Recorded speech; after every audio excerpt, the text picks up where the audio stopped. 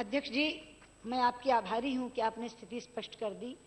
जितने जोर जोर से ज्योतिरादित्य सिंधिया कह रहे थे जवाबदेही चाहिए, जवाबदेही चाहिए, एक नोटिस भी उन्होंने आज स्थिति को स्पष्टीकरण देने के लिए नहीं दिया।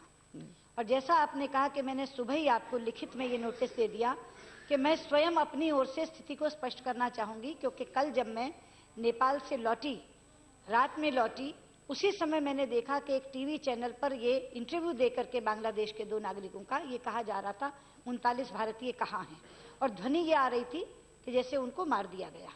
तो मुझे लगा कि ये जो भ्रम की स्थिति बनी है इसका मैं अपनी ओर से निराकरण करूं, इसलिए बिना विपक्ष के नोटिस का इंतजार किए मैंने स्वयं अपने आप को प्रस्तुत किया है जवाब देने के लिए। और यहाँ भी जब ज्योति जी ने ये कहा कि वो बोलना चाहते हैं तो मैंने कहा मुझे कोई आपत्ति नहीं है, वो बोल लें, और इसीलिए उन्होंने अपनी बात कह दी। उसके बाद मैं बोलने के लिए खड़ी हुई हूँ। सबसे पहले तो मैं ये बताना चाहूंगी सांसदों को कि ये खबर पहली बार नहीं आई। आपने कहा सूचना दी गई, किसने सूचना दी है? एक समाचार चैनल ने एक समाचार चलाया है, और वो समाचार पहली बार नहीं आया। अध्यक्ष महोदया, पिछले 5 महीने में दसियों बार ये कहानी उभर उभर कर आई है, और सोर्स एक ही है। वो व्यक्ति जो वहां से आ गया, हरजीत मसीह, वो सोर्स है। कल मैं बताती हूँ, मैं बताऊंगी, आप जरा भी मत विचलित होइए, मैं बताऊंगी कहाँ। प्लीज प्लीज, सबसे पहले बता देती हूँ, अगर आप जानना चाहते हैं, वो गवर्नमेंट की प्रोटेक्टिव केयर में है, क्योंकि सबसे बड़ा खतरा आज उसकी जान को है। वो वहां से निकलकर भागा, चंगुल से निकलकर भागा, पहला निशाना वो है, और इसीलिए सरकार ने उसको संरक्षण दिया। आपको इससे शांति होगी? अब मैं आगे बोलती हूँ। अध्यक्ष जी, ये कहानी बार बार उभरी है।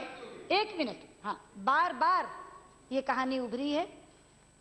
जिस समय ये घटना हुई उसके बाद हरजीत मसीह जब वहां से बचकर आया तो उसने ये कहानी कही, और उसने ये कहा कि हम और बांग्लादेशी एक कंपनी में काम करते थे। 15 जून की शाम को कुछ आतंकवादी संगठन के लोग आए और हम लोगों को वहां से निकाल कर ले गए। वो हमको एरबिल ले जा रहे थे, ऐसा कहा, लेकिन रास्ते में उन्होंने बांग्लादेशियों से कहा कि तुम अलग हो जाओ, और वो बांग्लादेशी अलग हो गए और भारतीय अलग कर दिए गए, और भारतीयों को ले जाकर के किसी एक जंगल में उन्होंने गोली से मार दिया, और मैं बच गया और मैं आ गया। उसकी कहानी में इतनी डिस्क्रिपेंसीज थी, इतने विरोधाभास थे कि पहली बात तो हमें इस पर विश्वास ही नहीं हुआ। फिर हमने ये सोचा कि अगर हम इस पर विश्वास करें तो इसका मतलब हम उनकी तलाश छोड़ दें और उनको मृत घोषित कर दें। उसके बाद ये विकल्प था, लेकिन एक दूसरा विकल्प भी था कि उसकी बात को अस्वीकार करते हुए हम उनकी तलाश करें। हमने दूसरा विकल्प चुना और हम उनकी तलाश में लग गए। और मुझे सबसे ज्यादा खुशी हुई जब पहला सोर्स हमारा आया, रेड क्रिसेंट का, क्योंकि संस्था है मैं इसलिए नाम ले सकती हूँ, और उन्होंने कहा नहीं, वो मारे नहीं गए हैं, वो जिंदा है। फिर हमने इतना प्रयास किया कि वो सारे देश जो हमारी मदद कर सकते थे, जिसमें खाड़ी के भी देश थे, अन्य बहुत देश थे, उन सबसे हमने संपर्क किया और बहुत हाईएस्ट लेवल पे संपर्क किया। उसके बाद हमने उन संस्थाओं से संपर्क किया जो हमारी मदद कर सकती थी, उन व्यक्तियों तक से संपर्क किया जिनके बारे में ये कहा जाता था कि वो आपकी मदद कर सकते हैं। और अध्यक्ष जी, यहां खड़े होकर कह रही हूं, एक के बाद एक 6 सोर्सेज ने हमें ये कहा कि वो मारे नहीं गए। और ये सारे सोर्सेज के संदेश जो हमें आ रहे थे मौखिक नहीं थे, लिखित थे, और लिखित में मेरे पास आज भी मौजूद हैं, लेकिन चूंकि गोपनीय दस्तावेज हैं इसलिए मैं शेयर नहीं कर सकती उन लोगों के अलावा जिन्होंने गोपनीयता की शपथ ले रखी है। लेकिन गोपनीयता की शपथ जिन्होंने ले रखी थी उनमें से अपने 2 साथियों से मैंने वो शेयर किए।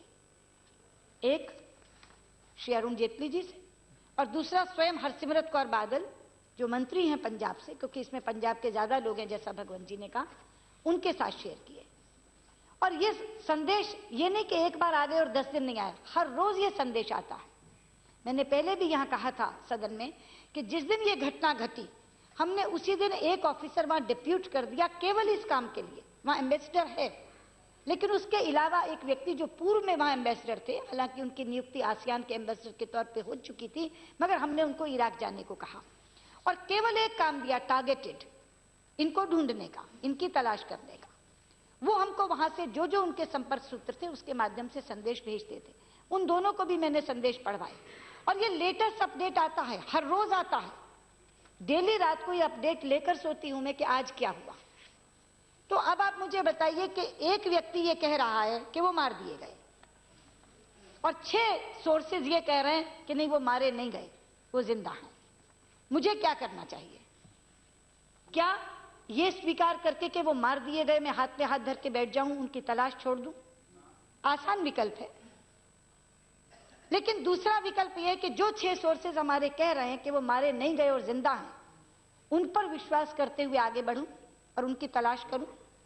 मैंने बार बार सदन में यह कहा कि मेरा डायरेक्ट संपर्क नहीं है उनसे, लेकिन सूत्रों के माध्यम से संपर्क है जो कहते हैं कि वो मारे नहीं गए।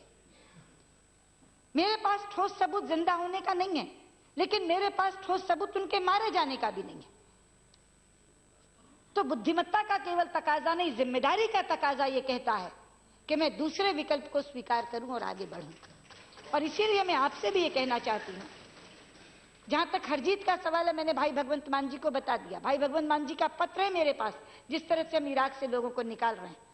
जैसे उन्होंने मुझे बोला और उनके लोगों से हमने संपर्क किया, क्योंकि वो बंधक नहीं थे तो तुरंत निकल आए।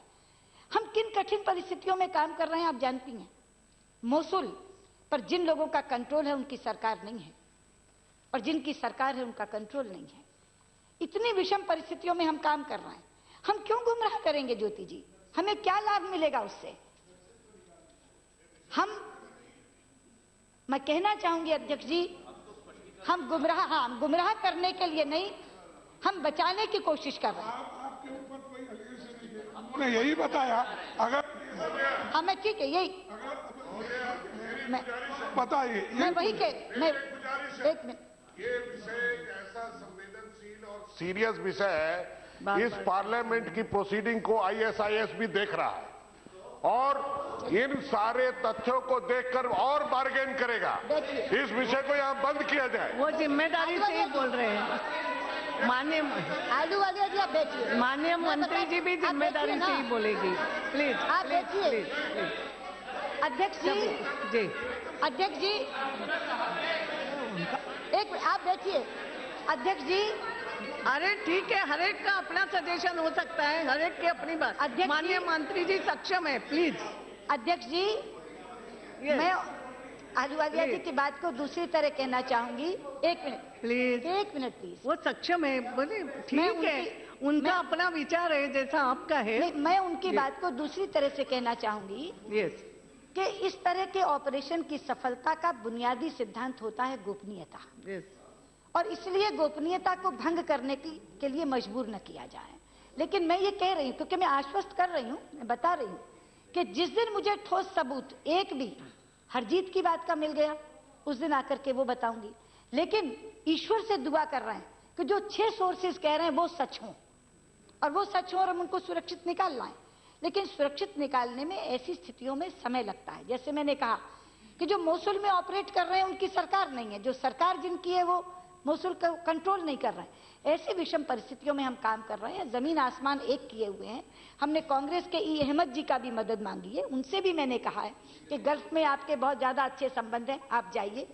हर संस्था से हम संपर्क किए हुए हैं और लेटेस्ट अपडेट मैं ले रही हूं। इसलिए मैं ये नहीं कह सकती कि वो मार दिए गए, क्योंकि एक हरजीत के अलावा कोई नहीं बोल रहा। अगर आप कल का भी बयान देखें, जो इंटरव्यू आया है 2 बांग्लादेशी नागरिकों का, वो केवल हरजीत को कोट कर रहे हैं, वो भी हरजीत को सपोर्ट नहीं कर रहे, क्योंकि वो स्वयं तो चश्मदीद गवाह है नहीं। वहीं तक कहानी इकट्ठी है कि बांग्लादेशी अलग कर दिए गए, भारतीय अलग कर दिए गए। जब भारतीय अलग कर दिए गए तो उनके साथ क्या घटा ये तो किसी बांग्लादेशी ने देखा नहीं। जो हरजीत ने आकर उन्हें बताया वो बोल रहे हैं, ये हियर से एविडेंस है।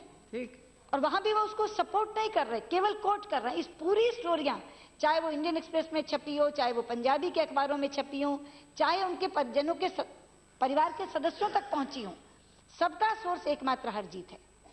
लेकिन जैसे मैंने कहा कि हरजीत को भी संरक्षण दिया हुआ है, वो गवर्नमेंट की प्रोटेक्टिव केयर में है।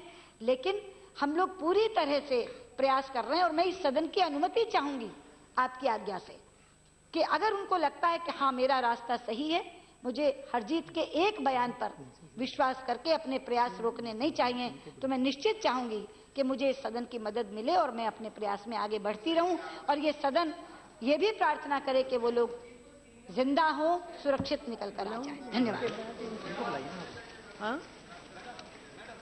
बस नाउ शून्यकाल, अब बीच में कुछ नहीं, ओके। श्रीमती रंजीत